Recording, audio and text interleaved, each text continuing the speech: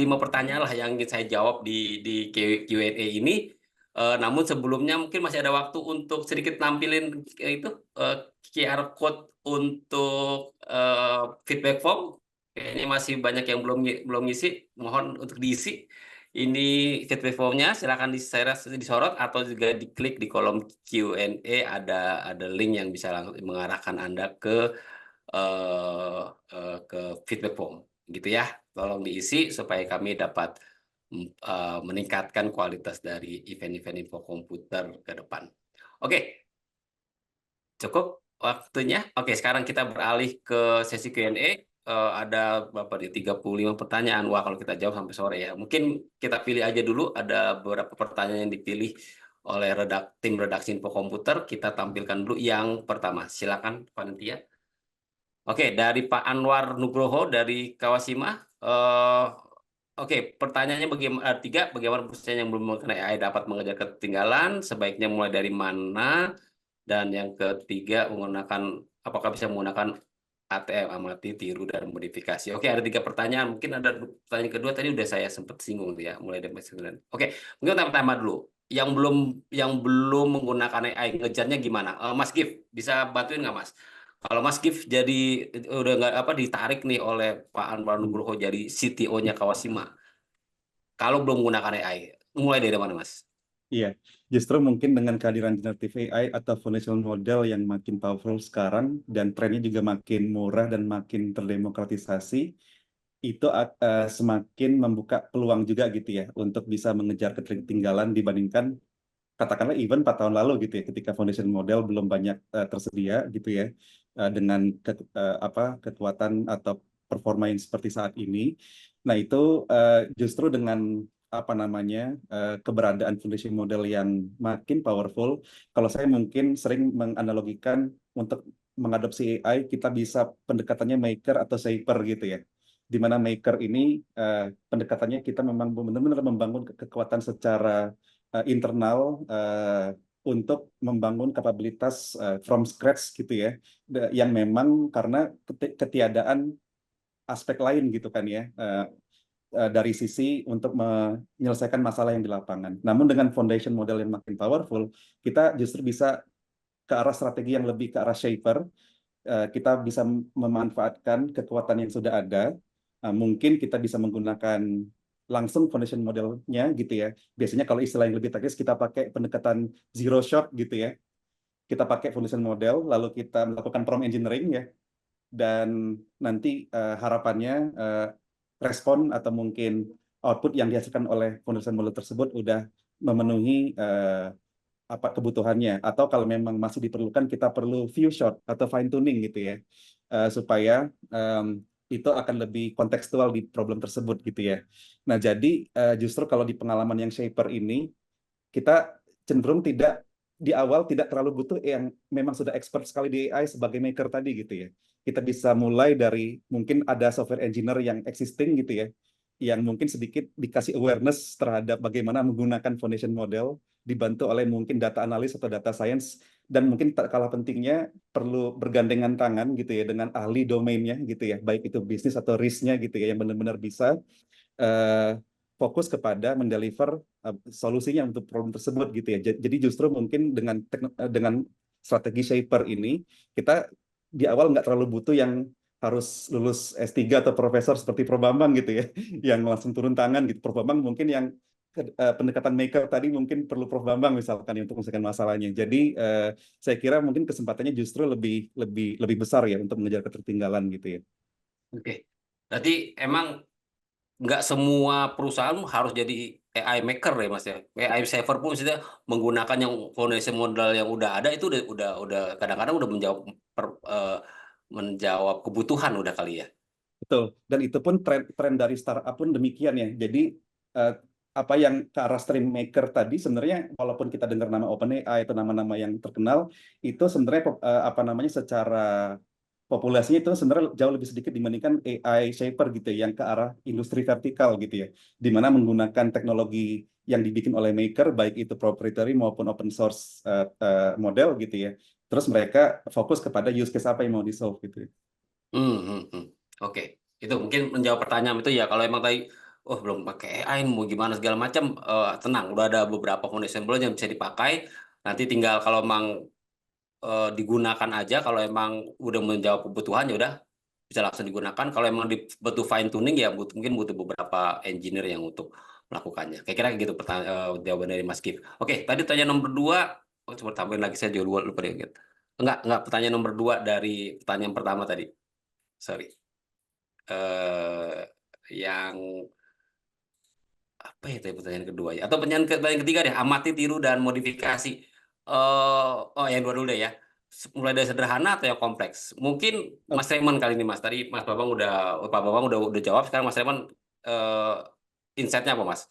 Mulainya dari yang sederhana atau langsung yang Mungkin coba kompleks? saya pahami ya, yang karena ini apakah sebaiknya memulai dari proses bisnis yang sederhana atau kompleks? Karena kalau proses bisnis sendiri kan tentunya setiap perusahaan beda-beda. Tapi Ya. saya coba asumsikan yang di sini adalah apakah untuk memulai Hmm. investasi terhadap IT ini kita langsung yang besar atau Hmm. bertahap. Iya, atau Nah, AI-nya yang itu Pak, AI-nya itu diimplementasikan di yang kecil-kecil aja dulu, misalnya dari dokumen dokumen recognition gitu, yang kecil, hmm, atau yang langsung yang benar kompleks, wow, oh harus meningkatkan penjualan. Mungkin kira-kira gitu mungkin Pak, asumsi saya.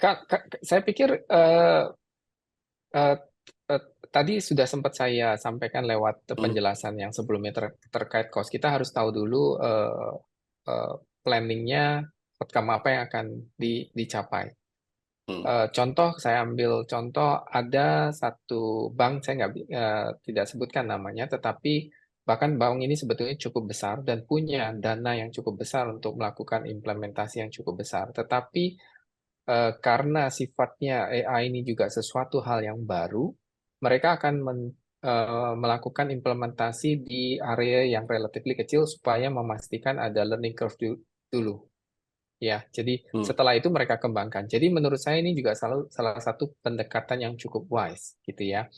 Tergantung kebutuhannya. Tetapi misalnya ada itu untuk misalnya kebetulan case ini adalah untuk meningkatkan produktivitas internal employee mereka terhadap cukup banyaknya pertanyaan. Tapi ada juga perusahaan lain, use case-nya real story juga, perusahaan yang bisnisnya sangat rentan terhadap kalau sampai terjadi serangan cyber security.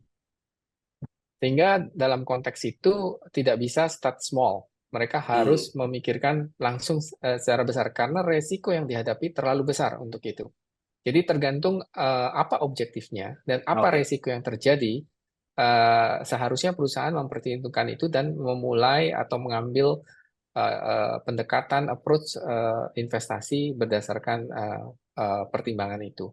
Karena kenapa saya sebut cyber security sekarang, cyber security juga sudah di-embed AI karena sudah misalnya untuk fraud detection udah nggak memungkinkan lagi kalau dipelajari kadang-kadang perkembangannya real time tuh. Jadi harus mengambil Ya. keputusannya real time misalnya ya contoh-contoh seperti itu. Ya, Ya. mungkin itu jawaban Oke. dari saya. Oke, clear. Jadi emang tergantung objektifnya, rumit atau Ya. sederhana itu menjadi kurang relevan kalau ya karena yang kita harus pastikan tadi adalah goalnya seperti apa. Oke, Ya. pertanyaan nomor 2. Silahkan ditampilkan. Oke, di sistem deteksi anomali menurut CI di lingkungan produksi manufaktur, apakah langkah-langkah yang untuk menangani data yang tidak seimbang dalam deteksi? Oh, oke. Kira-kira mungkin pertanyaannya saya interpretasikan di industri manufaktur, bagaimana implementasi AI bisa dilakukan dan bagaimana mengelola false positif atau false negatif ketika misalnya anomali, misalnya apa mesin bermasalah dan segala macam. Siapa yang bisa jawab nih? Mas Wisnu bisa jawab, Mas. Ditujuin ke saya ya. Oh, sorry, sorry, ke Pak Bambang ya. Oke, saya nggak ngelihat atasnya. Oke, Pak Bambang. Iya Apa ya, tuh Pak? Kalau manufaktur tadi kayak disinggung dikit, kira-kira apa? Dan kalau apa mendeteksi anomali itu mungkin bisa dilakukannya Pak ya? iya ya. Jadi em, apa deteksi anomali di manufaktur memang banyak mulai diterapkan saat ini dengan menggunakan teknologi AI. Yang pertama tentu saja ketersediaan sensor dengan akuisisi datanya begitu ya, dan kita bisa menggunakan beberapa jenis sensor, misalnya untuk mesin, vibration, mungkin temperature dan sebagainya, lalu menyusun apa yang disebut sebagai feature.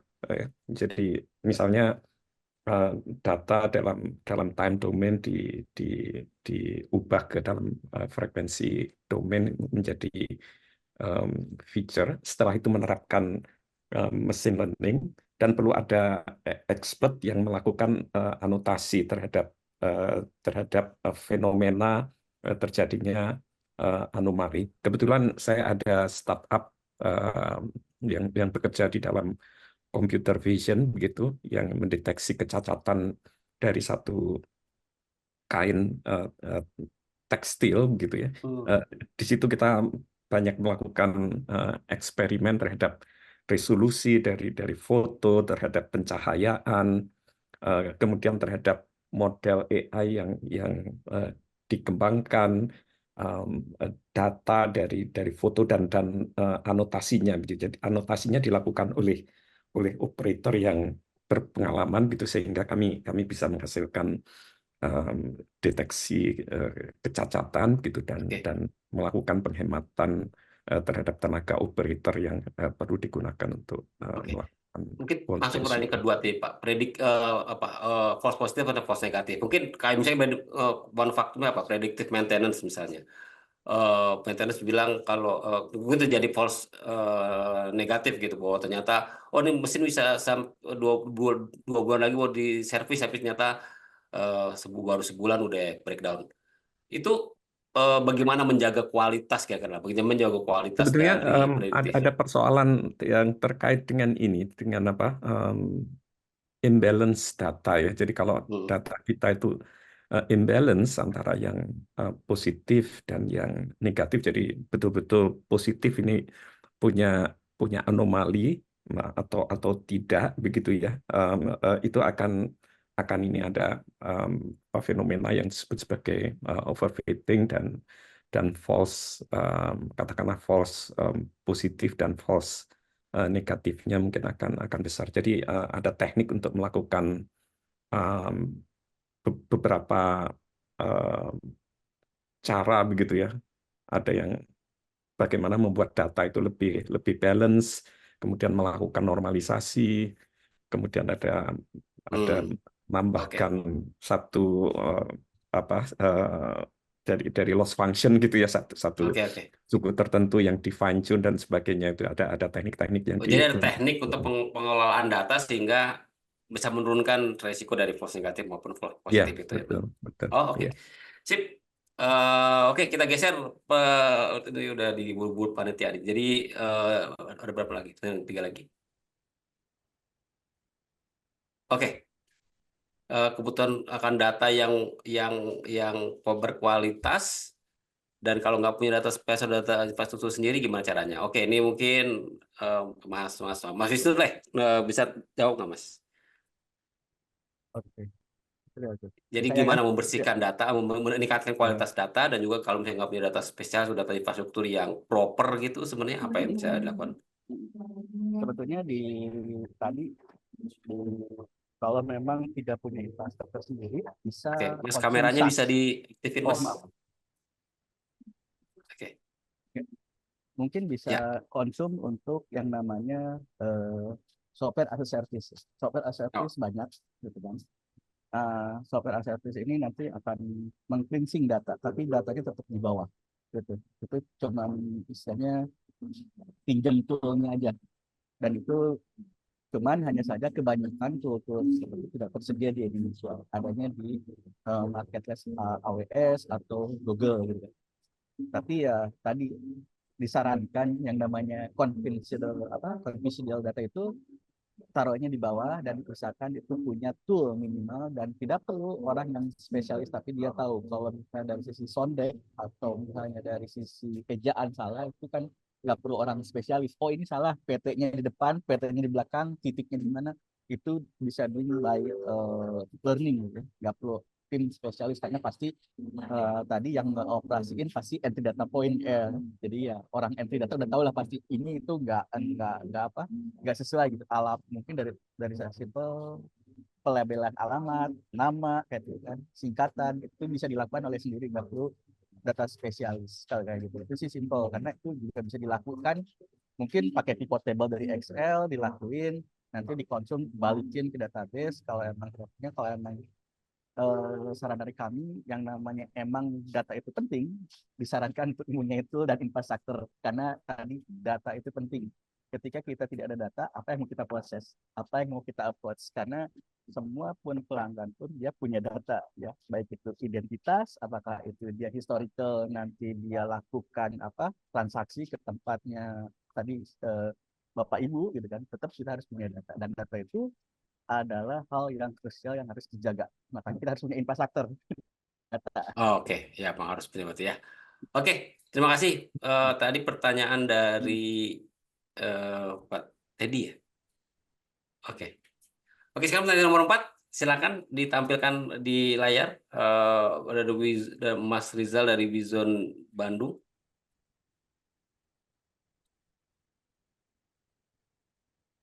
Oke, keamanan dari apa langkah yang mungkin ini berkaitan dengan AI governance gitu ya. Gimana tuh data berharga perusahaan diolah oleh AI dan bagaimana itu menjaga data itu kira-kira gitu. Mas Raymond kali Mas, bisa jawab nggak Mas? Ya, saya akan coba ya, karena saya lagi berusaha memahami juga. Jadi, Ya. selain membuat sistem keamanan yang dapat dipantau, ya berarti maksudnya ini cyber security-nya diperkuat, apakah langkah lain yang harus dilakukan untuk mencegah peretasan? Jadi ini lebih ke arah peretasan oleh manusia. Nah, ini Ya. menarik nih, karena disampaikan Pak Rizal ya di sini ya.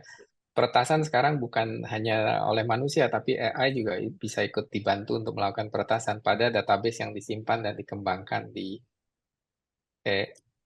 database yang disimpan dan dikembangkan di AI termasuk di cloud. Tapi mungkin saya asumsikan bahwa intinya bagaimana mencegah peretasan oleh manusia dan AI.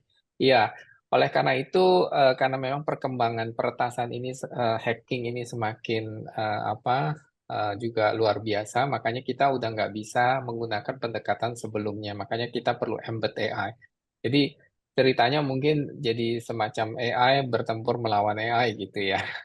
Dan satu hal lagi, kita harus pertimbangkan untuk perlindungannya sudah di hardware level juga. Artinya di embed, karena itu sesuatu yang sifatnya perlu dilakukan dengan baik. Dan ada juga dari sisi penyimpanan, kalau tadi sebut database, ada storage. Storage pun macam-macam. Makanya kita perlu ada data redundancy yang harus disiapkan strateginya, misalnya mengkombinasikan antara penggunaan storage yang sifatnya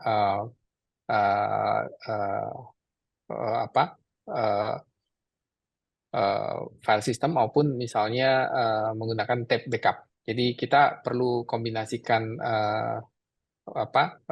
penyimpanan data itu dengan berbagai macam strategi juga, bukan cuma satu atau mengandalkan cuma di satu tempat. Jadi ini sifatnya pendekatannya bukan cuma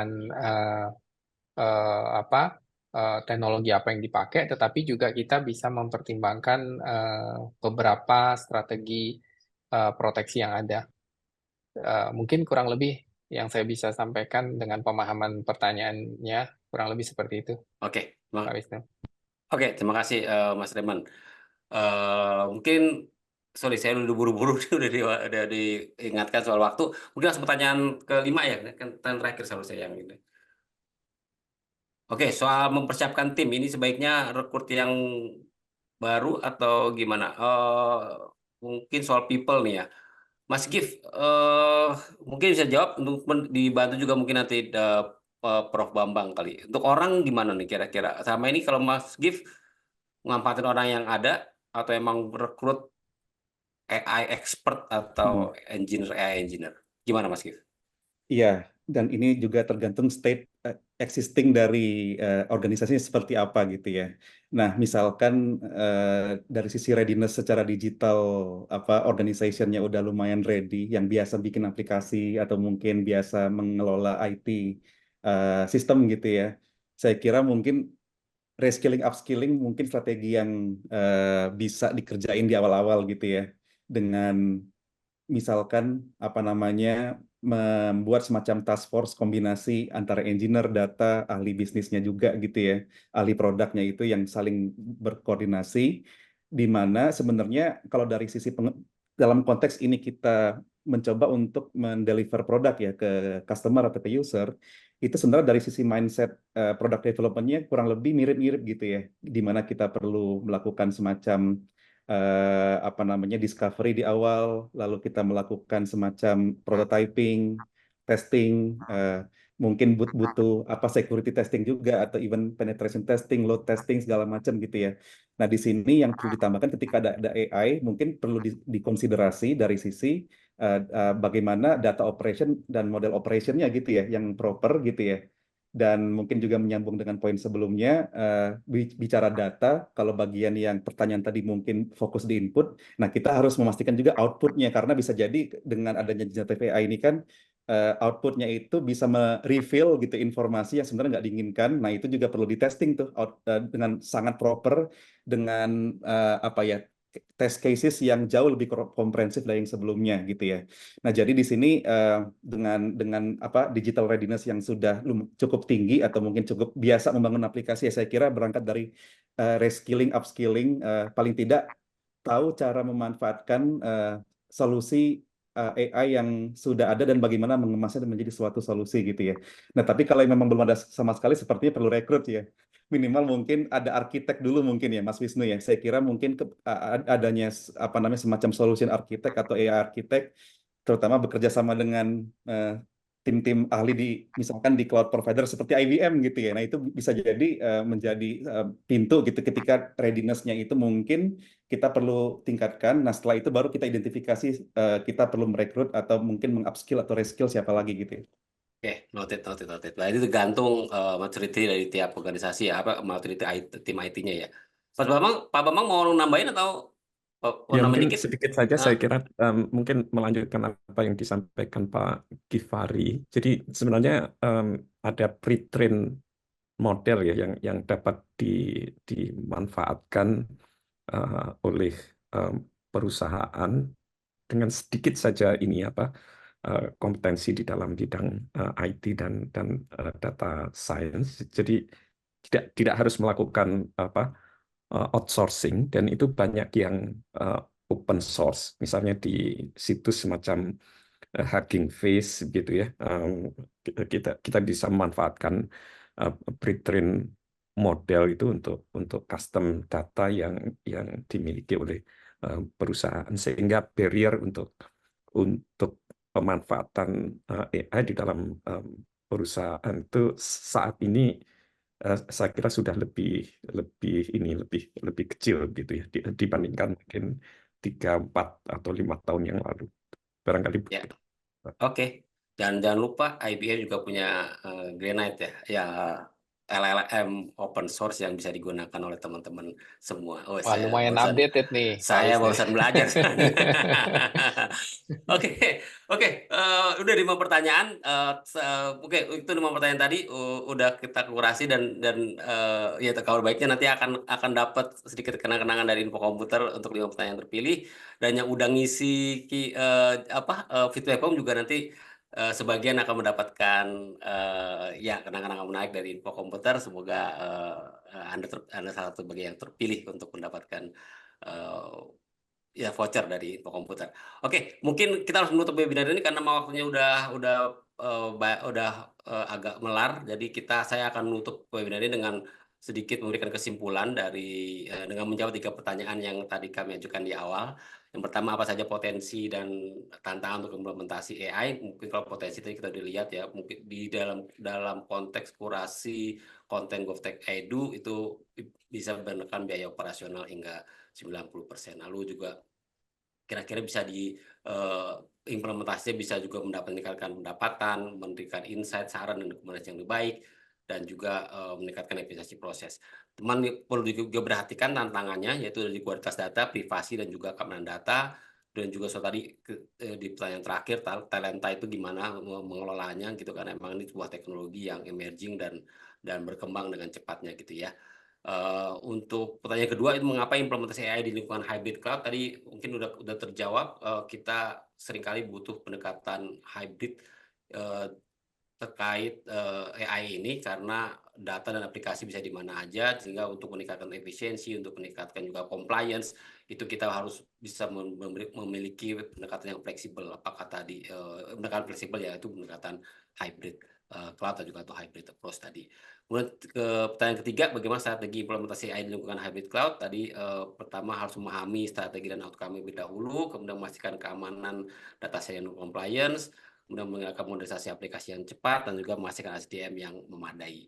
Demikian kesimpulan singkat yang bisa saya berikan. Ulasan lebih mendalam dapat disimak di artikel kami di infokomputer.com. Jadi jangan lupa untuk terus menyimak artikel kami di sana. Jika ingin melihat siaran ulang webinar ini atau webinar lain yang pernah kami selenggarakan, silakan cek dan subscribe di akun YouTube Infokomputer. Kami juga berharap Anda dapat memfollow akun media sosial kami di Twitter, Facebook, Instagram, TikTok juga ada, dan juga LinkedIn, agar tidak ketinggalan informasi menarik dari Infokomputer, termasuk event Infokomputer selanjutnya. Oke, udah mulai aus nih. Oke, saya kira cukup sekian, dan seperti biasa saya akan menutup webinar ini dengan pantun. Seiring rinai hujan di ujung senja, ku lepas semua kenangan tentang Dinda. Terima kasih atas perhatian Anda semua. Sampai berjumpa di acara Infokomputer berikutnya. Terima kasih. Assalamualaikum warahmatullahi wabarakatuh. Selamat siang. Waalaikumsalam. Terima kasih. Terima kasih, selamat siang Terima semuanya. Terima kasih semuanya. Wisnu dan Bapak Ibu.